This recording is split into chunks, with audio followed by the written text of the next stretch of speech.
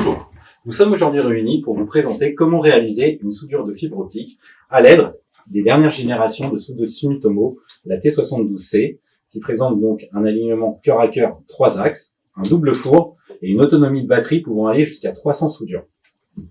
Pour réaliser cette soudure, nous allons avoir besoin de différents accessoires.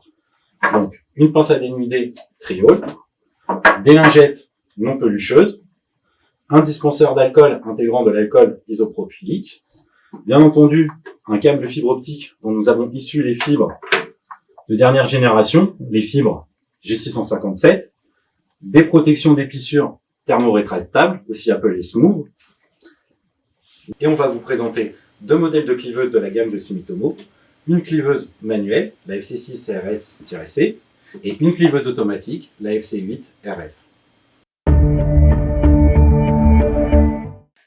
On va donc maintenant allumer la soudeuse Sumitomo T72. Pour l'allumer, il faut réaliser un appui long de 3 secondes.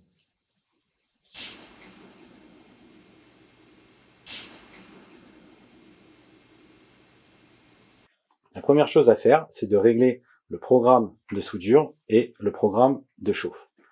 Grâce à son écran tactile, on va simplement appuyer sur la partie menu. Pour rappel, nous allons souder de la fibre G657. Donc, afin d'optimiser les valeurs de soudure, on va aller sélectionner le programme G657.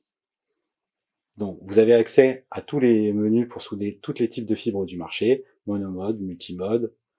Et ici, on arrive sur Ben Insensitive Fiber, fibre à faible rayon de courbure, G657, c'est ce qu'on va choisir. Et on va choisir le BIF G657 Auto. Voilà, donc le programme est maintenant bien sélectionné. La deuxième chose à faire, c'est sélectionner la taille du smooth. Donc pour rappel, nous, on va utiliser des smooths en 45 mm. Donc dans la ligne en dessous, je vais aller sélectionner, pas le programme 60, mais plutôt 40. Donc pour rappel aussi, en Europe, on utilise des smooths assez fins, donc on va plutôt utiliser le programme Slim 40. On est sur de la fibre nue, donc 0,25, on sélectionne, et c'est bon. On est maintenant bien réglé, donc en fibre G657, et avec un smooth de 40 mm.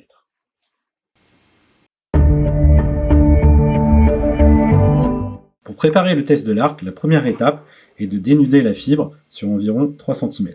Pour ce faire, on va utiliser une pince à dénuder Tri-Hole en utilisant le dernier trou et retirer le revêtement 250 microns. Donc on va pincer la fibre sur à peu près 3 mm. On pense à ne jamais être au-dessus de la soudeuse pour que les résidus ne tombent pas à l'intérieur et on tire simplement. Et vous voyez, le 250 microns se décape. Le nettoyage de la fibre optique. On va donc utiliser une lingette qu'on va venir imbiber d'alcool grâce au dispenseur à pompe. Et on va effectuer un passage pour nettoyer les derniers résidus de fibre. Lors du passage, on va entendre chanter la fibre, ce qui veut dire qu'elle est maintenant propre. Cliver la fibre. Qu'est-ce que ça veut dire cliver la fibre? Ça veut dire qu'on va venir couper à 90 degrés les deux fibres de façon à avoir deux faces planes pour optimiser la valeur de soudure. On va maintenant insérer la fibre à l'intérieur de la cliveuse FC6 RS. Donc on va soulever le capot, armer le chariot avec la gâchette qui se situe derrière, ouvrir la poubelle, ouvrir le petit clamp de maintien de la fibre. On va donc maintenant insérer la fibre à l'intérieur de la cliveuse sur la rainure du bas, la rainure 250 microns pour la fibre nue. On va essayer d'obtenir une longueur de clivage de 10 mm pour optimiser la soudure. Hop, on ajuste en cédant la graduation, on vient bloquer la fibre, fermer la fibre, on appuie sur le marteau et on vient pousser le chariot. On soulève et on observe bien que la fibre a été coupée à 90 degrés au niveau du passage de la lame et la fibre est tombée à l'intérieur de la poubelle. On va donc maintenant venir positionner la fibre clivée à l'intérieur de la soudeuse. On va soulever les clampes et venir positionner la fibre dans les petites rainures, ce qu'on appelle les V-grooves. Donc on va faire attention à positionner la fibre en partant du haut vers le bas pour ne pas abîmer la fibre clivée. ajuster le positionnement de la fibre en faisant attention qu'elle ne dépasse pas les électrodes et qu'elle ne soit pas non plus trop éloignée pour que la course du moteur soit suffisante. La position idéale étant de se mettre entre le V-groove et les électrodes.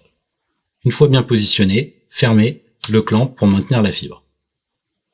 Recommencez toutes les opérations de façon à préparer la deuxième fibre. Dernière étape avant de préparer les fibres à la soudure, il va falloir réaliser la calibration d'arc. Ce test est nécessaire pour optimiser la valeur de soudure en fonction des conditions atmosphériques, la pression, la température et l'humidité.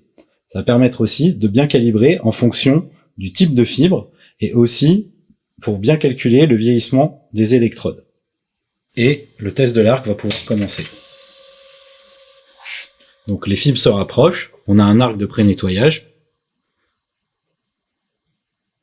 et on observe que les fibres ont été brûlées comme des allumettes.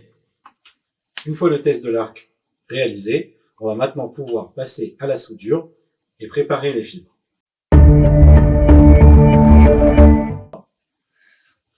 Hop, on enfile et on va pouvoir recommencer la préparation de la soudure.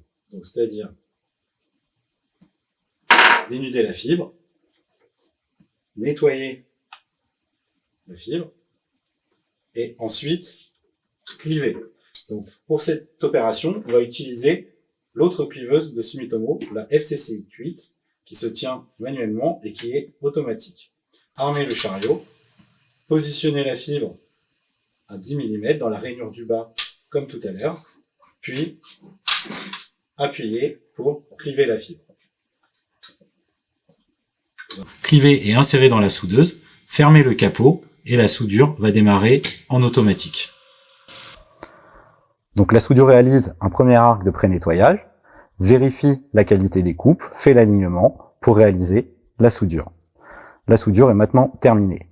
La soudeuse affiche une perte estimée de 0 dB, qu'il ne faut pas confondre avec la valeur réelle qu'on mesurera au réflectomètre. Pensez aussi à vérifier qu'il n'y ait pas de déformation, de mauvais alignement de cœur ou de bulles pour éviter les reprises. On va maintenant soulever le capot.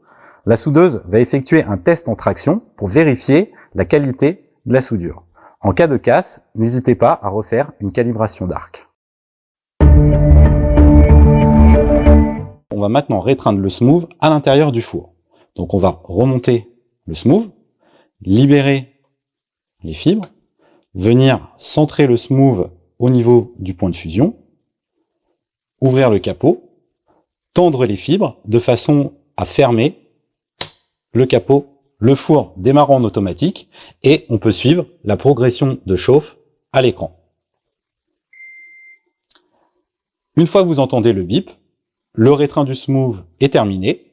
On peut libérer le smooth et le faire refroidir sur le support à l'arrière de la soudeuse. Nous avons donc maintenant terminé la réalisation d'une soudure à l'aide d'une soudeuse Sumitomo T72 et des deux cliveuses FC6 et FC8. Merci.